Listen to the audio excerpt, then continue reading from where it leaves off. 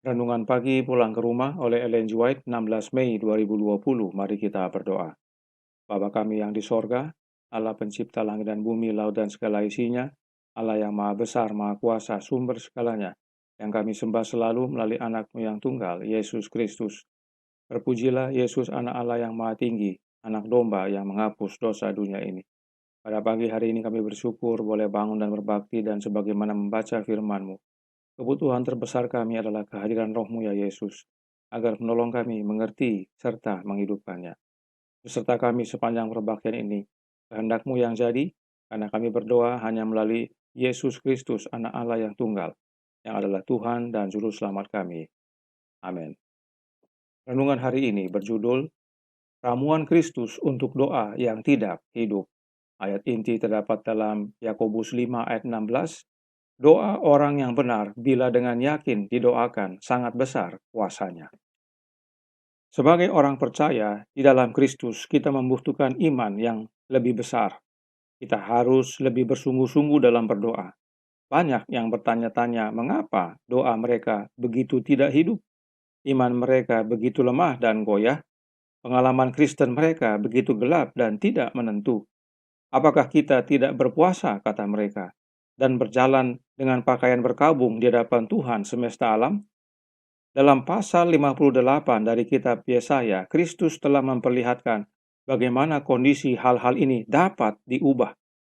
Dia mengatakan, bukan, berpuasa yang kukehendaki ialah supaya engkau membuka belenggu-belenggu kelaliman dan melepaskan tali-tali kuk, supaya engkau memerdekakan orang yang teraniaya dan mematahkan setiap kuk, supaya engkau memecah-mecah rotimu bagi orang yang lapar dan membawa ke rumahmu orang miskin yang tak punya rumah.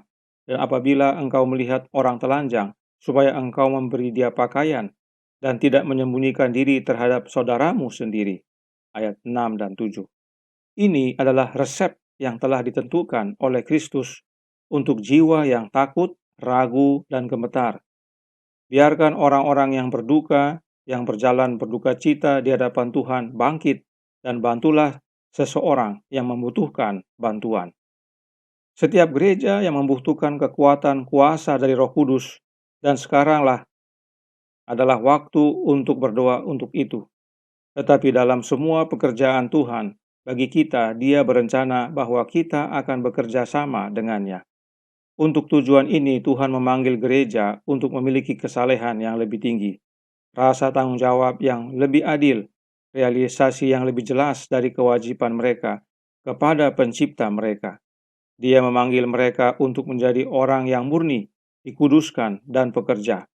Dan pekerjaan bantuan Kristen adalah salah satu cara untuk mewujudkan hal ini, karena Roh Kudus berkomunikasi dengan semua yang melakukan pelayanan Tuhan.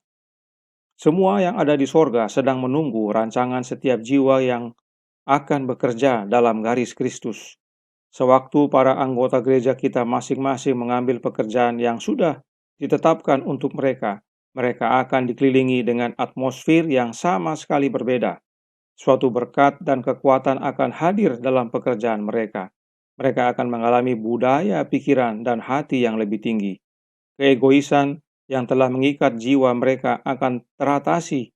Iman mereka akan menjadi prinsip hidup. Doa mereka akan lebih kuat. Percepatan pengaruh pengudusan Roh Kudus akan dicurahkan ke atas mereka, dan mereka akan dibawa lebih dekat ke kerajaan surga.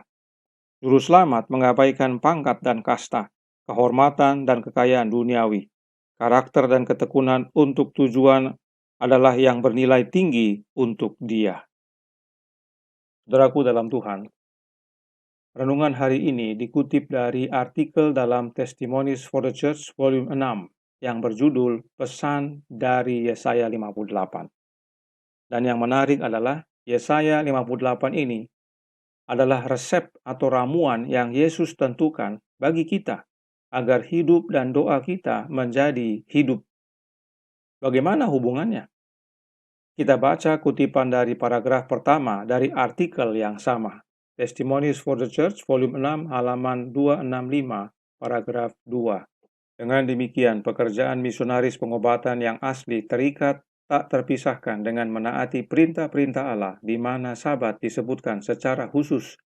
Karena itu adalah peringatan besar karya kreatif Allah. Pemeliharaan hari Sabat terikat dengan pekerjaan memulihkan citra moral Allah dalam diri manusia. Ini adalah pelayanan yang harus dilakukan umat Allah pada saat ini. Pelayanan ini yang dilakukan dengan benar akan membawa banyak berkat bagi gereja. Yesaya 58 berhubungan dengan hari Sabat yang adalah hari untuk pemulihan gambar Allah dalam hidup kita. Dan jemaat yang menghidupkan nasihat Yesaya 58 akan menerima banyak berkat. Inilah kehidupan Yesus. Perhatikan tulisan Roh Nubuat berikut ini dalam manuskrip 22 tahun 1901 yang berkata, Pasal 58 dari buku Yesaya mengandung kebenaran masa kini untuk umat-umat Tuhan. Di sini kita lihat bagaimana pekerjaan misionari pengobatan dan pelayanan Injil dipersatukan sebagai pekabaran untuk diberikan kepada dunia. Kepada yang memelihara Sabat, Tuhan berikan tanggung jawab untuk mengerjakan belas kasihan, kemurahan hati, dan perbuatan baik. Pekerjaan misionari pengobatan harus disatukan dengan pekabaran dan dimeteraikan dengan meterai Allah. Sebagai umat yang memelihara Sabat, kita menerima tanggung jawab untuk hidupkan Yesaya 58. Kembali, inilah kehidupan Yesus setiap hari Sabat. Dan untuk menghidupkan Yesaya 58 ini, renungan hari ini menyatakan, Pulang ke rumah halaman 150 paragraf 2. Setiap gereja membutuhkan kekuatan kuasa dari Roh Kudus. Dan sekarang adalah waktu untuk berdoa untuk itu. Dalam bahasa Inggris, White katakan, the controlling power of the Holy Spirit. Controlling power lebih cocok diterjemahkan menjadi kuasa yang mengendalikan. Nah, kuasa Roh Kudus siapa yang mengendalikan kita? Testimonies for the Church, volume 5, halaman 560, paragraf 1. Roh Kristus harus menjadi kuasa yang tinggal dan mengendalikan atas hati dan pikiran. Controlling power. Jadi kuasa yang mengendalikan hati dan pikiran kita adalah kuasa Roh Kristus. Apakah Roh Kristus adalah Roh yang kudus? Sudah tentu. Kemudian dalam My Life Today halaman 252 paragraf 3 berkata, Roh Kristus memiliki pengaruh yang mengendalikan kehidupan para pengikutnya sehingga mereka akan berbicara dan bertindak seperti Yesus. Roh Kristus juga mengendalikan hidup kita. Jadi, hati, pikiran, dan hidup kita yang kendalikan adalah kuasa Roh Kristus, yang adalah Roh yang kudus. Untuk Roh Kristus yang kudus ini kita perlu berdoa. Bila umat Allah menghidupkan Yesaya 58 dan minta kuasa Roh Kristus untuk kendalikan hidup kita, maka renungan hari ini katakan, suatu berkat dan kekuatan akan hadir dalam pekerjaan mereka.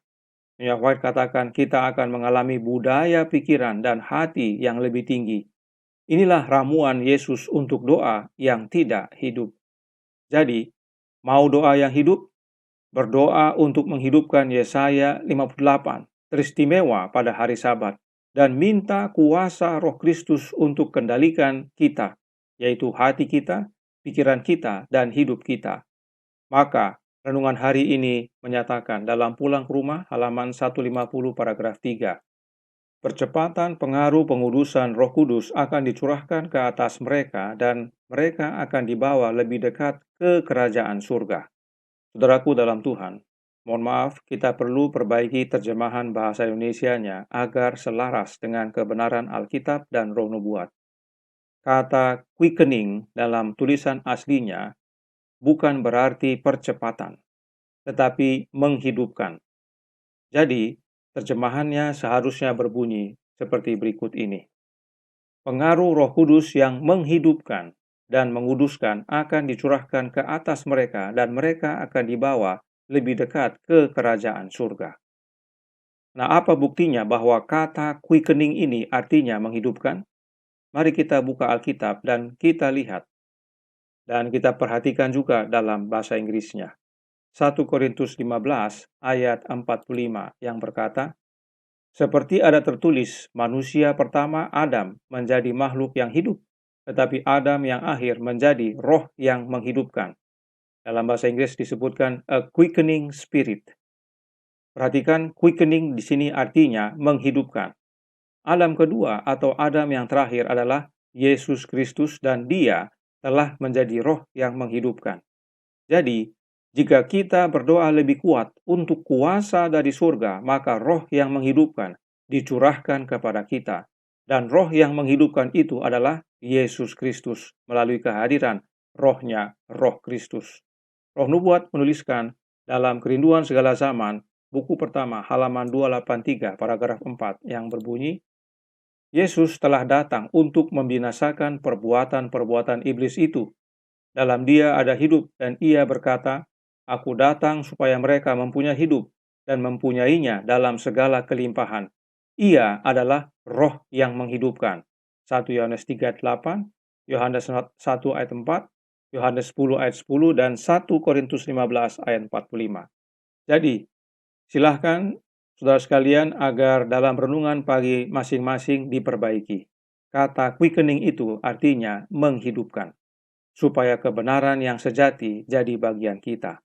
Yesus adalah roh yang menghidupkan dan karenanya dengan meminta dan menerima roh Kristus dalam hidup kita, tidak hanya doa kita menjadi hidup, tetapi hidup kita pun lebih hidup karena kehidupan kita menghidupkan kehidupan Yesus yang sesuai dengan Yesaya 58 dalam pemulihan gambar Allah dalam diri manusia.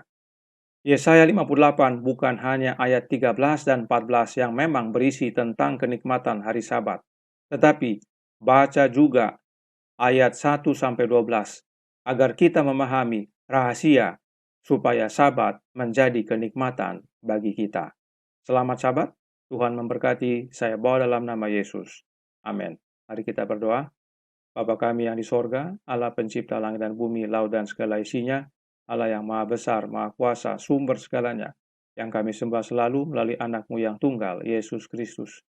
Terima kasih nasihat yang penting bagi kami, agar hidup kami lebih hidup, dan juga doa kami, doa yang hidup, yaitu dengan menerima roh Kristus yang hidup, roh yang menghidupkan. Dan melalui ini, kehidupan kami selaras dengan kehidupan Yesus, menghidupkan nasihat Yesaya 58 untuk berbelas kasih dan berbuat baik kepada sesama, agar citra Allah pulih dalam diri mereka, dalam diri kami. Dan ini kami lakukan setiap hari, bahkan pada hari Sabat. Beserta kami ya Tuhan sepanjang hari ini, hari Sabat yang indah. Kehendak-Mu yang jadi, ampun kami akan dosa dan salah, karena kami berdoa hanya melalui Yesus Kristus, Anak Allah, yang adalah Tuhan dan Juru Selamat kami. Amin.